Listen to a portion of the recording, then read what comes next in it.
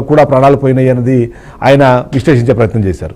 So చనిపోయిన వాళ్ళల్లో అతి హృదయ విదారకమైన ఘటన 2 నెలల పసి పాప కూడా అందులో ఉంది అని ఏదైతే డాక్టర్ చెప్పారో దాన్ని చెబుతుంటే మాత్రం ప్రతి ఒక్కరు ఇవాళ బాధపడే పరిస్థితి మనకు కనిపిస్తోంది. చనిపోయిన వాళ్ళకి సంబంధించి ఇప్పటికే 14 మృతదేహాలకు సంబంధించిన పోస్ట్మార్టం పూర్తి చేశాం. 13 సంబంధించిన ఇంకా మరో 5 మృతదేహాలు మాత్రం ఒక్కసారి వాళ్ళ బంధువులు వచ్చిన తర్వాత వాళ్ళ సమక్షంలోనే వీటిని పూర్తి చేస్తాము. మృతదేహాన్ని ఇచ్చే కంప్లీట్ పోస్ట్మార్టం చేసిన తర్వాత వాళ్ళను ఇచ్చేస్తాము అనేది కూడా చెప్తున్నారు. సో ఓవరాల్గా చూస్తే మాత్రం ఇవాళ ఘటనలో ఆ నిర్లక్ష్యం అన్నది చాలా క్లియర్గా కనిపిస్తోంది. అధికారులు పట్టించుకోకపోవడము, అలా ఆ ప్రాంతంలో అలా టిప్పర్ లారీలు అధిక లోడుతో తిరుగుతున్నాయని తెలిసినా పట్టించుకొని అధికారులకు సంబంధించి చర్యలు తీసుకోవాల్సిన అవసరం మనకు కనిపిస్తుంది. ఇక పరిమితికి మించి ప్రయాణికులను తీసుకెళ్తున్న ఆర్టీసీ మీద ఎలాంటి చర్యలు తీసుకోగలుగుతారు, అసలు నిజంగానే తీసుకునే అవకాశం ఉందా అన్నది కూడా అర్థం కాని సిచ్యువేషన్ అయితే ఉంది.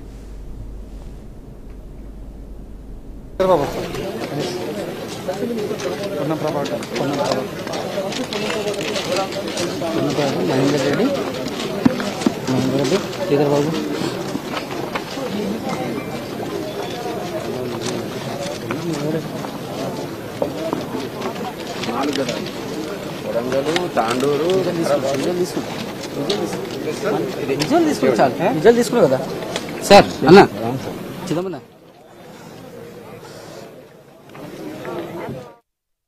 బాబు అలాగే స్థానిక ఎమ్మెల్యే చిట్టెం రామ్మోహన్ మరికొద్ది మంది ప్రభుత్వానికి సంబంధించిన నాయకులు మనకు కనిపిస్తున్నారు. వాళ్ళందరూ కూడా ఇప్పుడే హాస్పిటల్ చేరుకున్నారు. హాస్పిటల్ చేరుకుని అక్కడ జరుగుతున్న పరిణామాలని గమనించడంతో పాటు మృతులకు సంబంధించిన వివరాలు కానివ్వండి, అలాగే అక్కడున్న క్షతగాత్రులకు సంబంధించి వాళ్ళకు అందుతున్న వైద్యాన్ని గమనించడానికి కూడా వచ్చినట్టుగా మనకు అర్థమవుతుంది. అంజీ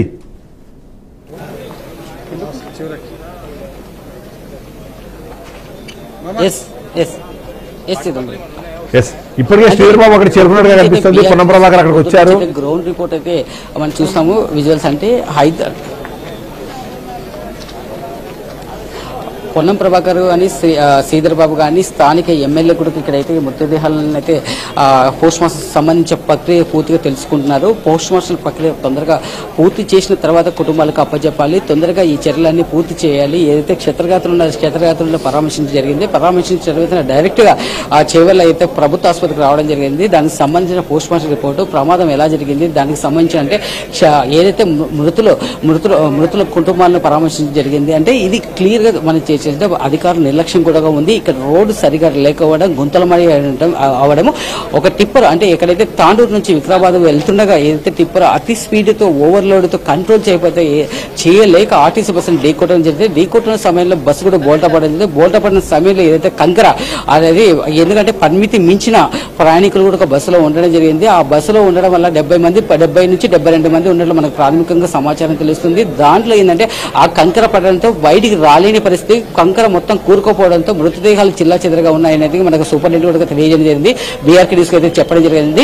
ఏదైతే మృతులైతే ఎవరైతే ఉన్నారో దీంట్లో 2 నెలల చిన్నారుడు ప్రాణాలు వదలడం జరిగింది. చాలా బాధాకరమైన విషయం ఏంటంటే 2 నెలల పాప కూడా స్పాట్ లో చనిపోవడం. అదే విధంగా చూస్తే ఏదైతే టిప్పర్ డ్రైవర్ కానీ బస్సు డ్రైవర్ కానీ ఆర్టీసీ బస్సు డ్రైవర్ కూడా అదే సమయంలో స్పాట్ లోనే మరణించడం జరిగింది. అంటే దీని ప్రకారంగా చూసుకుంటే ప్రమాద తీవ్రత ఎలా ఉందనుకో బీఆర్కే న్యూస్ ఎక్స్క్లూజివ్ విజువల్స్ కూడా చూడవచ్చు. ఒక బస్సు ఒక హెవీ ఐరన్ బాడీతో కలిగిన ఒక బస్సు గుడిక పాటలు చిదరవైన కూడా చూడొచ్చు. అంటే ఆ విధంగా చూస్తే ప్రమాదం ఎలా జరిగింది, ఎలా సంభవించి చూస్తే ఎక్స్క్లూజివ్ విజువల్ చూస్తే అంటే ప్రాణ నష్టం అనేది 25 మందిని ఒక డ్రైవర్ నిర్లక్ష్యం వల్లనే జరిగిందని తెలుస్తుంది. అంటే ఒక లోడ్ అంటే 10 టన్నులు వెళ్లాల్సిన లోడ్లు 20 టన్నులు లోడ్ వేసుకొని హెవీ స్పీడ్ తో అంటే డ్రైవర్ నిర్లక్ష్యం వల్లనే ఈ ప్రమాదం జరిగినట్లు ప్రాథమిక విచారణ అయితే పోలీసులు చెప్తున్నారు. అంటే మనం ఎక్స్క్లూజివ్ విజువల్స్ కూడా చూడవచ్చు.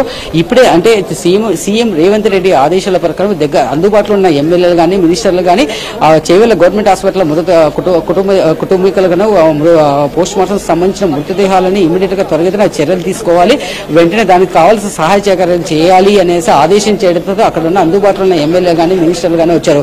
దీనికి సంబంధించిన అంటే పోలీస్ అధికారులు సిపి కానీ మహేష్ భగవత్ గౌడ్ ఇక్కడ రావడం జరిగింది. మన ఎక్స్క్లూజివ్ విజువల్ సర్వీస్ అంటే ఉస్మానియా అంటే హైదరాబాద్ నుంచి కూడా కొన్ని వైద్య బృందాలు వచ్చాయి. పోస్ట్ మార్టం ప్రక్రియ పూర్తి చేయాలి. ఒక 5 మృతదేహాలు మాత్రం మాత్రము వాళ్ళ కుటుంబాలకు అంటే ఆచూకు తెలియలేదు. ఆచూకు తెలిసిన తర్వాత వాళ్ళ కుటుంబ సభ్యులు వచ్చిన తర్వాతనే పోస్ట్ మార్టం పూర్తి చేస్తే మిగిలిన 5 పోస్ట్ మార్టం పూర్తి అయితే మొత్తం ప్రక్రియ పూర్తి అవుతుందని తెలియజేస్తున్నారు చిదంరెడ్డి. రైట్, థ్యాంక్ యూ అజీ. ఓవరాల్ గా చూస్తే మాత్రం ప్రభుత్వం అయితే చాలా ప్రొయాక్టివ్ గానే కనిపిస్తుంది. కానీ ఆ ప్రభుత్వం ప్రమాదం జరిగిన తర్వాత ప్రొయాక్టివ్ గా ఉండడం కాదు, ప్రమాదం జరగకుండా ఆపేందుకు అవసరమైన చర్యలు తీసుకోవడంలో ప్రొయాక్టివ్ గా ఉంటే బాగుండేది అన్నది స్థానికులు చెప్తున్నారు. గత దశాబ్ద కాలంగా ఆ రోడ్డు అభివృద్ధికి నోచుకోలేదు. అక్కడున్న గుంతలు తెలియనివి కాదు, ఎందుకంటే అదే ప్రాంతంలోనే సీఎం రేవంత్ రెడ్డి కూడా ప్రయాణిస్తారు అన్నది అక్కడున్న స్థానికులు చెప్తున్నారు. అంతేకాకుండా అసెంబ్లీ స్పీకర్ గడ్డం ప్రసాద్ కూడా అదే రోడ్లో తిరుగుతూ ఉంటారు. మనం మాట్లాడుతున్నట్టుగా చాలా మంది మినిస్టర్లు కానివ్వండి, ఎమ్మెల్యేలు, ఎంపీలు అందరూ కూడా అదే రోడ్లో తిరుగుతున్నా సరే దాని దుస్థితిని చూసి పక్కకు కళ్ళు తిప్పుకున్నారు తప్ప దాన్ని బయట వేసేందుకు ప్రయత్నం జరగలేదు అన్న ఆరోపణలు, విమర్శలు కూడా మనకు వినిపిస్తున్నాయి. అందులో భాగంగానే మనం చూస్తున్నాము ఆ చిన్నపాటి ప్లేస్లోనే దాదాపుగా 10కి పైగా బ్లాక్ స్పాట్లు ఉన్నాయి. ఎక్కడికక్కడ రోడ్లు గుంతలమయం అయిపోవడము, ఆ గుంతలమయము అయిపోవడానికి కరెక్ట్గా ఆ దగ్గరలోనే మలుపులు ఉండడము, అది కాకుండా సిటీకి దగ్గరగా ఉండడంతో అక్కడి నుంచి ఇక్కడికి ఈ రాకపోకలు అన్నవి హెవీగా ఉండడము, హెవీ వెహికల్స్ అన్ని కూడా ఒక్కసారి అక్కడ వెళ్తున్నాడు 16 నుంచి 20 టన్నుల లోడుతో వెళ్లాల్సిన కాస్త 30 టన్నులకు మించి వాళ్ళు ఆ లోడును వేసుకొని వెళ్ళిపోవడం అన్నది ఒకటి. బస్సు కూడా తమ పరిమితికి మించి ప్రయాణికులను ఎక్కించుకొని ప్రయాణాన్ని కొనసాగించడము, ఇలాంటి ఎన్నో కారణాలు అయితే మనకు కనిపిస్తున్నాయి. ఈ కారణాల నేపథ్యంలోనే ఈ ఘటన జరిగింది. ఆ ఘటన జరిగిన తర్వాత ఆ మృతుల సంఖ్య పెరగడానికి కారణం మాత్రం ఆ ప్రమాదం జరిగిన తీరు అన్నదైతే ప్రతి ఒక్కరికి అర్థమవుతుంది. కానీ అదే సందర్భంలో ప్రమాదానికి కారణంగా విశ్లేషించే ఈ అన్నింటినీ కూడా ప్రభుత్వాలు నిజంగానే ఆపే అవకాశం ఉంది, నియంత్రించే అవకాశం ఉంది. కానీ అటువైపుగా చర్యలు లేకపోవడం అన్నది ఈ ఘటనకు కారణంగా కూడా స్థానికులు మాట్లాడుతున్నారు.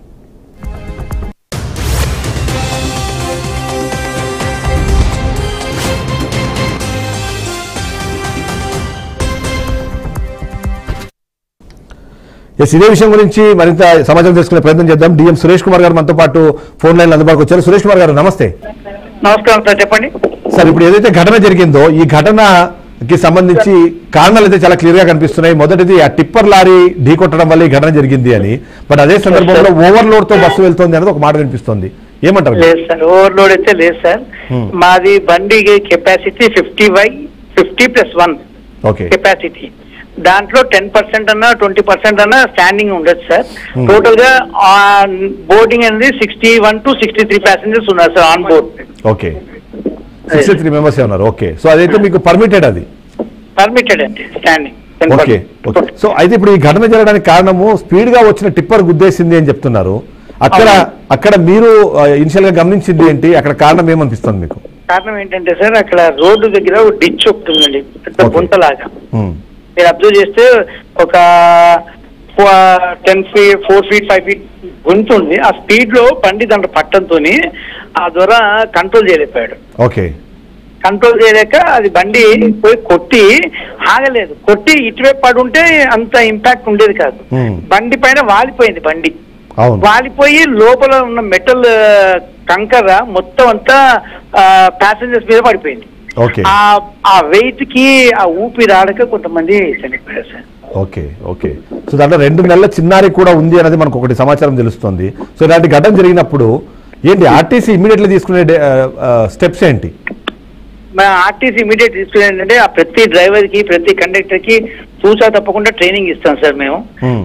సేఫ్టీ ఆస్పెక్ట్స్ మీద కానీ ఈవెన్ మొన్న ఫైర్ యాక్సిడెంట్స్ మీద కూడా మేము అందరికీ హ్యాండ్స్ ఆన్ ట్రైనింగ్ ఇప్పిస్తాం సార్. ఫైర్ డిపార్ట్మెంట్ తెప్పించి వాళ్ళ ఫైర్ ఆఫీసర్స్ తో హ్యాండ్స్ ఆన్ ట్రైనింగ్ ఇప్పించాము మొన్న.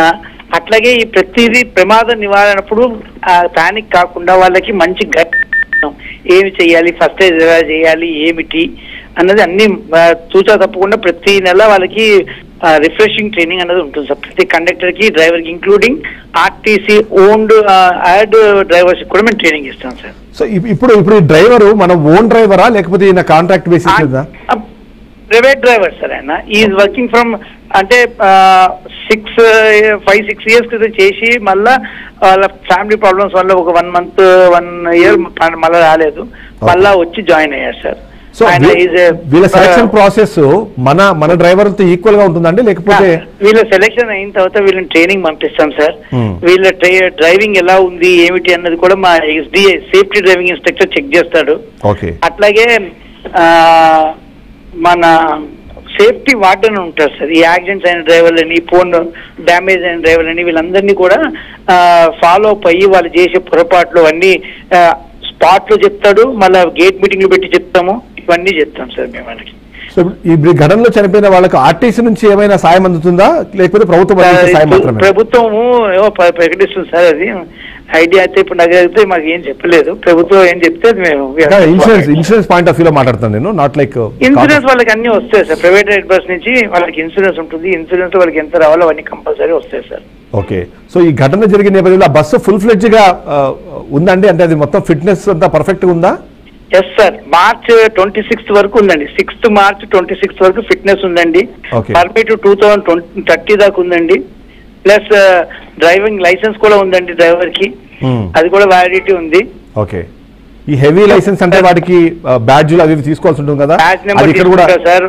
ఇక్కడ కూడా అన్ని హెవీ లైసెన్స్ అంటేనే బ్యాడ్జ్ నెంబర్ లేకుండా హెవీ లైసెన్స్ ఎవరికి ఇవ్వరు sir. Okay okay. So immediately ఇప్పుడు మీరు అంటే ఈ ఘటన జరిగిన తర్వాత అంటే మిగిలిన డ్రైవర్స్ కి మీరు ఇస్తున్న సూచనలు ఏంటి, మెసేజెస్ ఏంటి? డ్రైవర్లకి మేము ఏంటంటే సార్, ఈ సింగిల్ రోడ్ మీరు ఇక్కడ చేవెళ్ళ నుంచి మీరు వికారాబాద్ దాకా వస్తే సింగిల్ రోడ్డు, అన్ని గతుకుల రోడ్డు సార్. రైట్. పిక్చర్స్ పడిపోయి ఉన్నాయి. ఓవర్ స్పీడ్ పోవద్దని చెప్తే మా బండ్లకి అన్నిటికీ ఆల్మోస్ట్ 80కి లాక్ ఉంటాయి సార్. స్పీడ్ లాక్స్ అన్ని ఉంటాయి మాకు. మా డ్రైవర్లు అంత స్పీడ్ కూడా పోరు సార్. స్పీడ్ పోతే ఈ గుంతల్లో లోపలే ఎగురుతారు. మాదైతే ఈ బండి అయితే 70కే లాక్ ఉంది సార్. ఓకే. కానీ ఒక విషయం చెప్పండి, ఈ మధ్యకాలంలో మనము కర్నూలులో ఘటన జరిగిన తర్వాత ఆర్టీసీ బస్సులు సురక్షితమని చెప్తున్నారు, కానీ ఇలాంటి ఘటనలు జరిగిన తర్వాత ఎంత మాత్రం సురక్షితమైన ప్రశ్న వస్తే ఏం సమాధానం చెప్తారు? సార్ ఆర్టీసీలో ప్రయాణం సురక్షిత ప్రయాణం సార్. అది తరతరాలుగా నమ్ముకునే సంస్థ. దీనికి సంస్థలో ప్రతి ఒక్కరు నియమ నిబంధనలతో పనిచేస్తారు సార్. ఏదో ఇవాళ డ్యూటీ చేశాము అయిపోయిందన్నది కాకుండా మా వాళ్ళు రాత్రి అంతా నిద్ర పోయిన తర్వాత వాళ్ళకి చూస్తాం సార్. ఒక డ్యూటీ నుంచి ఇంకో డ్యూటీకి మినిమం 8 hours రెస్ట్ ఉండేటట్టు చూస్తాము. ప్లస్ ప్రతిసారి మండే పూట కానీ గేట్ మీటింగ్స్ నాలాంటి నేను సూపర్వైజర్ గేట్ మీటింగ్ మాట్లాడతాను సార్. వాళ్ళకి సూచనలు ఇస్తామట. వేగ నియంత్రణ చేయండి, ఎదుర్కొంటా బండిని మనం ఎక్స్పెక్ట్ చేయకండి, వాడు కూడా సరిగ్గా నడుపుతారని మీరు జాగ్రత్తలో ఉండాలి. మా డ్రైవర్ ఎక్స్ట్రీమ్ లెఫ్ట్ సైడ్ తీసుకున్నారు సార్. ఈ బండికి మీరు చూసుంటే కానీ విజువల్స్ చూస్తుంటే ఎక్స్ట్రీమ్ లెఫ్ట్ సైడ్ తీసుకున్నారు. పాయింట్ ఆఫ్ ఇంపాక్ట్ దగ్గర ఆయిల్ ఎక్కడైతే పడ్డదో చూడండి, లెఫ్ట్ సైడ్ లోనే ఉంది మాది బండి.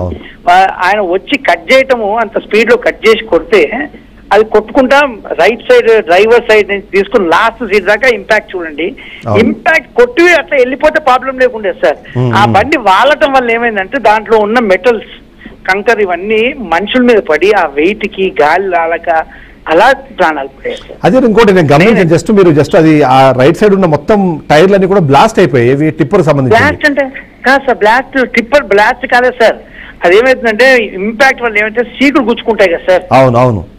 ఆ సీకులు గుచ్చుకోవడం వల్ల అలా అయింది. కానీ టైర్ బ్లాస్ట్ అయితే డైరెక్ట్ గా ఎడౌన్ కొలిజన్ అవుతుంది కదా సార్. అదే జస్ట్ ఎందుకంటే అది అందువల్ల మీద పడింది అని నాకు అనుమానము. జస్ట్ అందుకని మీతో ఒకసారి అంటే మా తెలిసినంత మటుకు ప్రాథమిక అంచనా ప్రకారము మేము చూసింది ఏంటంటే టైర్ పంచర్ అయ్యి అట్లా అయ్యే ఛాన్సే లేదు సార్. అంటే కాదు, అవన్నీ మొత్తం మీద కోసుకుపోయినాయి మీరు అన్నట్టు. కోసుకుపోయినాయి అంటే ఇప్పుడు ఇంపాక్ట్ అయిన తర్వాత ఏమైతుంది సార్, యాంగిల్స్ అన్ని బయటకు వస్తాయి. అవును. సీట్ పైప్ లైన్ కదా, పైప్ గుచ్చుకున్నా కట్ అవుతుంది. ఆ స్పీడ్ లో ఇంపాక్ట్ అయితే బస్ట్ అయిపోతే ఇక బండి తోసుకుంటూ వెళ్ళిపోయింది సార్. మీ ఉద్దేశం ప్రకారం ఎంత స్పీడ్ ఉండొచ్చు? టిప్పర్ డ్రైవర్ ఎంత స్పీడ్ ఉండొచ్చు అండి మీ ఉద్దేశం ప్రకారం? ఏంటండి? టిప్పర్ డ్రైవర్ ఎంత స్పీడ్ ఉండొచ్చు మీ ఉద్దేశం ప్రకారం? 80-90 స్పీడ్ మధ్య ఉంటాడు sir. Okay. So single road లో 80-90 అన్నది చాలా ఎక్కువ స్పీడ్. ఎక్కువ స్పీడ్ సార్. మా స్పీడ్ 70కే లాక్ అండి. ఇప్పుడు కూడా మీ బండి చెక్ చేసుకోవచ్చు. 70 దాటి కూడా పోదు మాది. ఓకే. లోడ్ మీద ఇంకా 70 అంటే ఇంకా లోడ్ పడితే ఇంకా 60నే పోతుందండి మాది. సో ఆ రోడ్డు బాగా ప్రమాదకరం అంటూ ఉంటారు. సో వాళ్ళకి ఏమైనా స్పెసిఫిక్ గా ప్రమాదకరమైన రోడ్లకు ప్రమాదకరమైన రోడ్డుకి మేము చెప్తాం ఏంటంటే 50 feet డిస్టెన్స్ మెయింటైన్ చేయండి. ఎక్కువ మటుకి లెఫ్ట్ సైడ్ లోనే ఉండండి. లెఫ్ట్ సైడ్ ఓవర్టేక్ చేయొద్దు. ఎక్కడి నుంచి మాకు మన్నెగూడ నుంచి పిఎస్ జంక్షన్ దాకా మీరు ఓవర్టేక్ చేయొద్దు అని చెప్పి మేము ప్రతి డ్రైవర్ కి సూచనలు ఇస్తామండి. ఓకే. ఈవెన్ ఆర్టీసీ కాదు సార్, ప్రైవేట్ డ్రైవర్లకి, ఆర్టీసీ డ్రైవర్లకి, కండక్టర్లకు కూడా చెప్తాం మాట. వీళ్ళు సెల్ ఫోన్ మాట్లాడటం ఇవన్నీ సెల్ ఫోన్ మాట్లాడితే ఉద్యోగం కూడా తీసేస్తాం. అవును. సో మీరు ఎన్ని సూచనలు ఇచ్చినా ఇవాళ దురదృష్టకరమైన ఘటన అయితే జరిగింది. అనుకోని సంఘటన సార్. ఎప్పుడు ఇట్లా కాలేదు. ఇంత పెద్ద ఇంపాక్ట్ అవుతుందని ఎవరు ఊహించలేదు కూడా. అవును. Yes thank you Ramesh Suresh garu. ఎందుకంటే ఇలాంటి ఘటన జరగడం అన్నది ఖచ్చితంగా దురదృష్టకరమైనా సరే దాన్ని ఆపేందుకు అవసరమైన చర్యలు అయితే ఖచ్చితంగా చేపట్టాల్సిన అవసరం ఉంది. అందులో భాగంగానే తాము ఏం చేస్తున్నామని చెప్పి ఒకసారి ఎస్